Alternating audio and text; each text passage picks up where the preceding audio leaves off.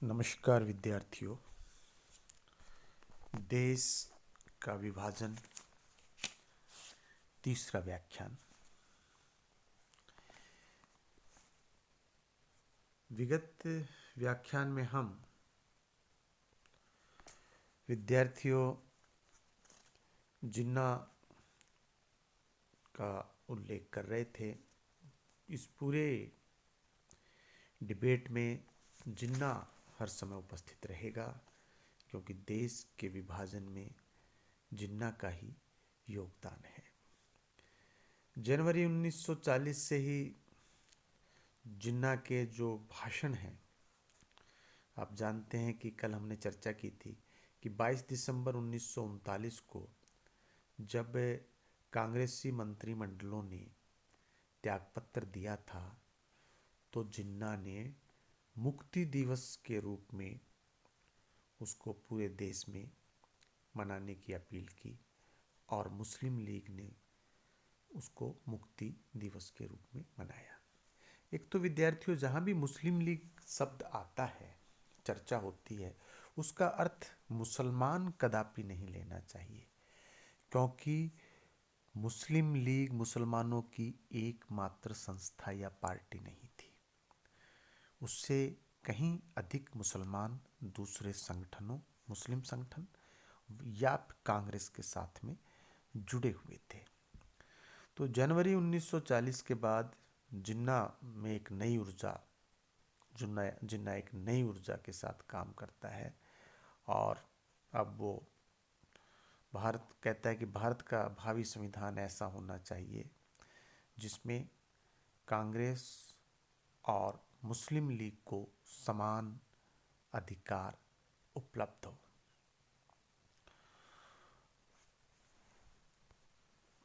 23 मार्च 1940 को मुस्लिम लीग का वार्षिक अधिवेशन हुआ विद्यार्थियों, लाहौर में। यहाँ पर एक नए राज्य का प्रस्ताव इन्होंने पारित किया। इस प्रस्ताव की रूपरेखा तैयार करने वाले जो प्रमुख और जो लोग थे, उसमें सिकंदर हयात खां, फैजुल हक, हलीक उज़्मा ये लोग थे। प्रस्ताव का मुख्य भाग था कि इस देश में किसी भी संवैधानिक योजना पर उस समय तक मुसलमानों की स्वीकृति नहीं होगी जब तक वह इस आधार पर न बनी हो कि उत्तरी पश्चिमी, ये जो विद्यार्थियों जो जहाँ भी पाकिस्तान है, और पूर्वी भारत जहाँ अभी बांग्लादेश है, में मुसलमानों के बहुसंख्यक भौगोलिक दृष्टि से संलग्न क्षेत्रों को पृथक स्वायत्त स्वतंत्र राज्यों का रूप न दे दिया जाए। वो ये जो दोनों क्षेत्र हैं, इनको वो अलग अपना एक मुस्लिम स्टेट के रूप में चाहते हैं, स्वायत्त शासन वहाँ पर चाहते हैं। इस प्रस्ताव को फैजुल हक ने प्रस्तुत किया और खलीक उज़्मा ने इसका अनुमोदन किया। इस प्रस्ताव में कोई स्पष्ट योजना या रूपरेखा प्रस्तुत नहीं की गई कि कैसे वो इसका मैनेजमेंट करेंगे, कैसे यहाँ पे इनकी गवर्निंग होगी, कि और एक राज्य को चलाने के लिए तमाम जिन बिंदुओं की आवश्यकता होती है, जिन कार्यों की आवश्यकता होती है, ऐसा कोई फॉर्मेट, ऐसा कोई रोड मैप वो उन्होंने प्रस्तुत नहीं किया। लीग की वर्किंग कमेटी को उन्होंने यह कार्य सौंपा कि वो इसकी रूपरेखा तैयार करे। विद्यार्थियों, पाकिस्तान शब्द का सर्वप्रथम उल्लेख 1933 में कैम्ब्रिज के कुछ मुसलमान विद्यार्थियों ने, जिसमें रहमत अली खासकर नाम है, ने किया। यह शब्द फारसी से लिया गया शब्द है, जिसका अर्थ है पाक लोगों का देश, land of the pure. Muslim league ने 1940 के वार्षिक अधिवेशन में, जिसका भी हमने जिक्र किया, एक पृथक राज्य का प्रस्ताव रखा था। लाहौर के प्रस्ताव में पाकिस्तान शब्द का उल्लेख नहीं किया गया था। ठीक है, अलग स्टेट की बात की गई थी विद्यार्थियों, पाकिस्तान शब्द का उल्लेख तब तक इन्होंने नहीं किया था। लीग के अलावा जितने और मुस्लिम समुदाय थे, उन सभी ने इस प्रस्ताव का विरोध किया। ये अंडरलाइन करने योग्य बात है विद्यार्थियों, इस बात को मस्तिष्क में रखिए। मैंने अभी जैसे पहले कहा था कि मुस्लिम लीग का अर्थ मुसलमान नहीं है, वो बात यहाँ पर और स्पष्ट हो जाती है कि मुस्लिम लीग के अलावा और जितने मुस्लिम समुदाय थे, सभी ने इस प्रस्ताव का विरोध किया। किस प्रस्ताव का विरोध किया? अलग से जो एक मुस्लिम स्टेट मांग रहे हैं, यो एक तो उत्तरी पश्चिम में और एक पूर्वी भारत में। जिन्ना और लीग के सदस्यों को इस प्रस्ताव पर विदेशों से भी समर्थन प्राप्त नहीं हुआ। यदि हम अरब की बात करें तो अरब का कहना था कि कांग्रेस साम्राज्यवाद विरोधियों के खिलाफ उन मूलभूत सिद्धांतों पर लड़ रही है और उनका मुख्य लक्ष्य स्वाधीनता प्राप्त करना है, जिस कारण देश के विभाजन का मसला जो ये साम्राज्यवाद की जो लड़ाई है, इसको कमजोर बनाएगा। अरब कह रहा है कि कांग्रेस सही रास्ते पर चल रही है और यदि मुस्लिम लीग का विभाजन वाला रास्ता हम देखते हैं तो वो लड़ाई को कमजोर बनाएगा। द्वितीय विश्व युद्ध की समाप्ति से पहले यह एहसास हो गया था कि अंग्रेज भारत को स्वतंत्रता देने के इच्छुक हो रहे हैं, जबकि कुछ हिंदुओं को यह भ्रम लग रहा था। ऐसी स्थिति में अब जिन्ना जो है, यदि हम मुस्लिम लीग पे इधर अब वापस आ रहे हैं, जिन्ना को मुस्लिम लीग ने समस्त अधिकार दे दिए थे।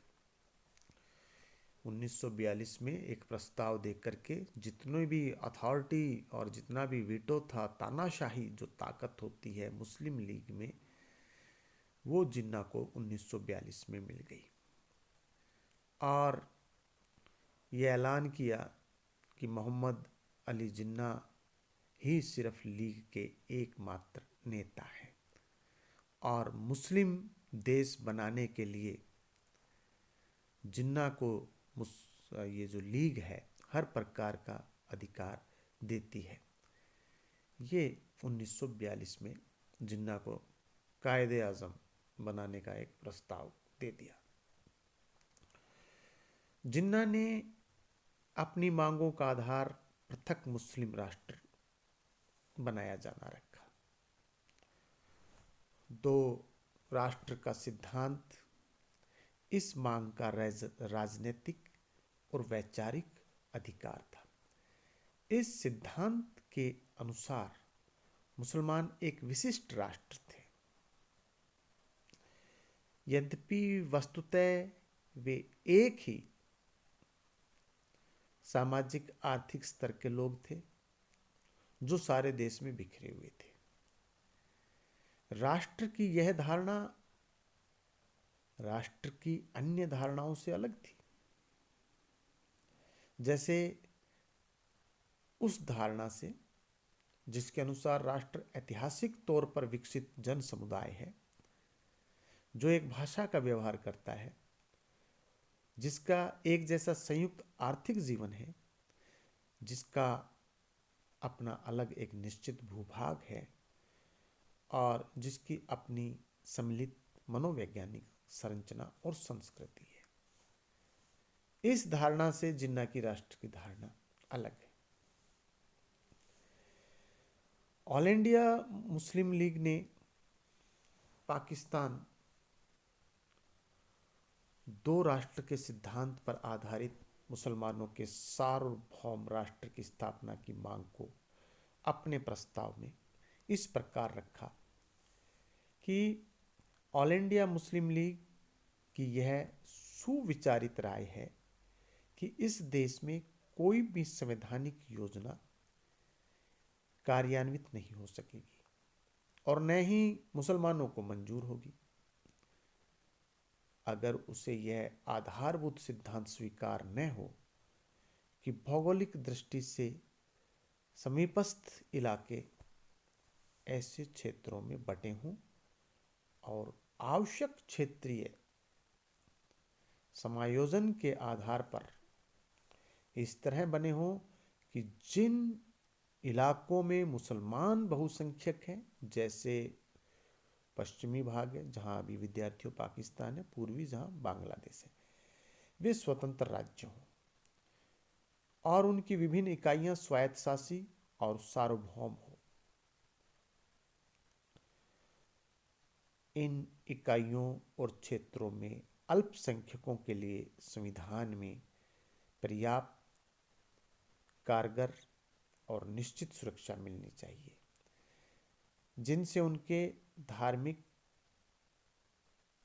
सांस्कृतिक, आर्थिक, राजनीतिक, प्रशासनिक और अन्य अधिकारों तथा हितों की उनके साथ सलाह मशवरे के आधार पर रक्षा की जा सके।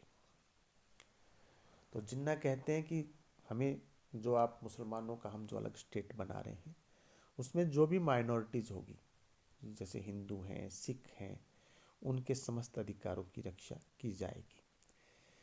और इसी तरह भारत के उन भागों में जहां मुसलमान अल्पसंख्यक हैं वहां उनके समस्त अधिकारों की रक्षा की जाए। इस प्रकार का संवैधानिक वो चाहते हैं कि जो है इंतजाम हो। मुस्लिम लीग को छोड़कर अन्य मुस्लिम राजनीतिक संगठनों ने दो राष्ट्र के सिद्धांतों का विरोध किया, जिसमें नॉर्थ वेस्ट फ्रंटियर जो प्रांत है, अब्दुल गफ्फार खां के नेतृत्व में राजनीतिक तौर पर जागृत मुसलमानों ने लाल कुर्ती संगठन की स्थापना की, जिसे अब्दुल गफ्फार खां ने खुदाई खिदमत गार का नाम भी दिया। अब्दुल गफ्फार खां गांधी जी की अहिंसा की नीति से बहुत प्रभावित थे। खुदाई खिदमतगार संस्था ने कांग्रेस का समर्थन किया और लीग के दो राष्ट्र के सिद्धांत का खुलकर विरोध किया। नागरिक अवज्ञा आंदोलन के काल में इस संगठन ने प्रांत के कुछ भागों में किसानों के बीच कर न देने का आंदोलन भी चलाया। इस संगठन का विचार था कि गांधीवादी संघर्ष के तरीकों से राष्ट्रीय स्वतंत्रता प्राप्त करने की आवश्यकता है। बलूचिस्तान में राष्ट्रीय मुसलमान कांग्रेस समर्थक वतन पार्टी में संगठित थे। भारतीय मुसलमानों का एक अन्य राजनीतिक संगठन भी था, ऑल इंडिया मोमिन कॉन्फ्रेंस, जो मुख्यतः मुस्लिम जुलाहों का संगठन था।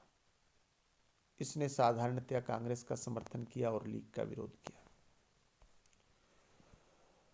1940 में अल्लाह बख्श के सभापतित्व में आजाद मुस्लिम कॉन्फ्रेंस की स्थापना हुई। इंडियन नेशनल कांग्रेस, जमायतुल उलमा, अहरार पार्टी और अन्य राष्ट्रवादी मुस्लिम संगठनों का जो राष्ट्रवादी मुसलमानों से गठित एक मिला जुला दल, यह दल मुस्लिम लीग की पाकिस्तान की मांग के विरुद्ध था। इसने कांग्रेस की मांग का समर्थन किया कि प्रांतों का भाषा के आधार पर पुनर्गठन हो और इन नए प्रांतों को आत्मनिर्णय का हक मिले, यहाँ तक कि वे चाहें तो अलग भी हो सकें लेकिन यह भारत की स्वतंत्रता के प्रसंग में हो।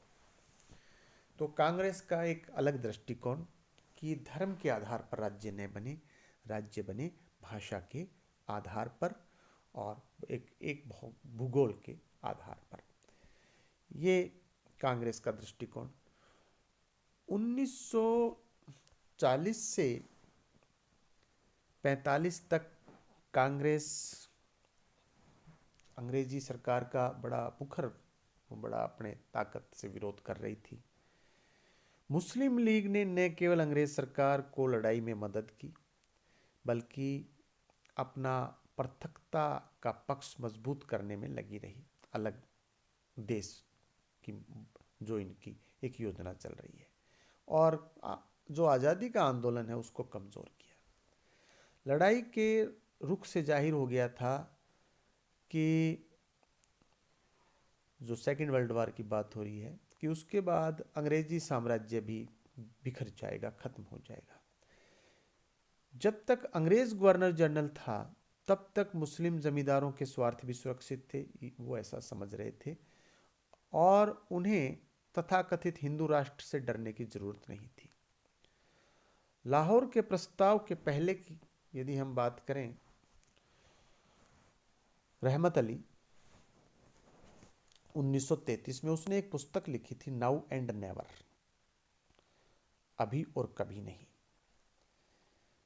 जिसमें हिंदुस्तान में 3 मुस्लिम राज्यों की बात की। पाकिस्तान जो बन चुका है विद्यार्थियों, उस्मानिस्तान हैदराबाद की बात है, और बंग ए इस्लाम वो जो बंगाल के अंदर जिसमें बंगाल और आसाम। ये इसी प्रकार एफ के दुरानी ने एक पुस्तक लिखी, the future of Islam in India, Bharat में इस्लाम का भविष्य। इसमें तर्क था कि हिंदू मुस्लिम एकता असंभव है। 1946 में इनकी एक और पुस्तक मीनिंग ऑफ पाकिस्तान में भी यही विचार दुरानी ने दोहराए। मुस्लिम राजनीति की शुरुआत पृथक निर्वाचन क्षेत्र से हुई, इसलिए अगला कदम था जितने भी हो सके उतने मुस्लिम बहुमत के प्रांत बनाए जाए। बंगाल का विभाजन इस दिशा में एक कदम था।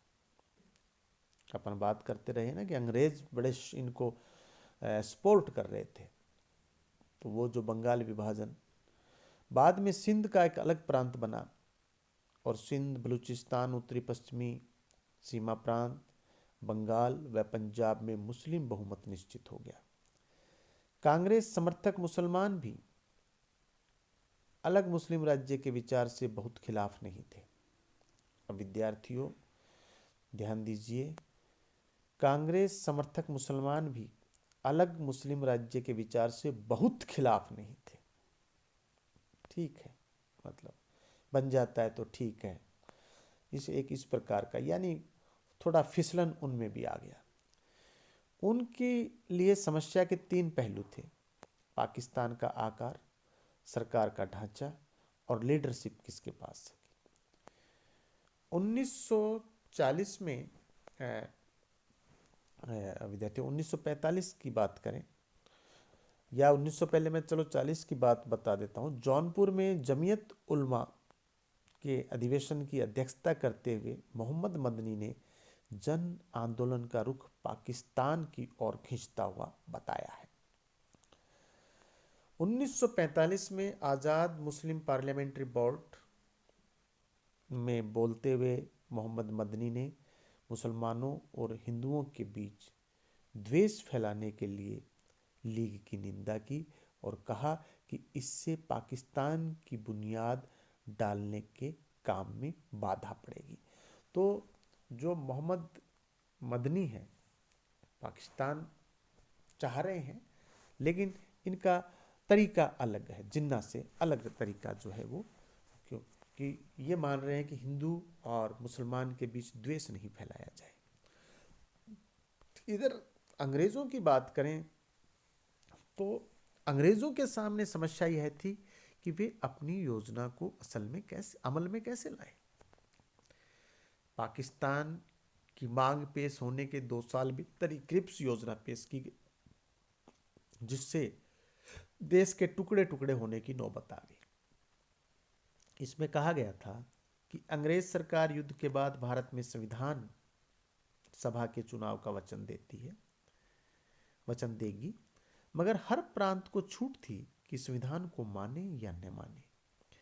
इसी तरह देशी रियासतें भी भारत से अलग रह सकती थी।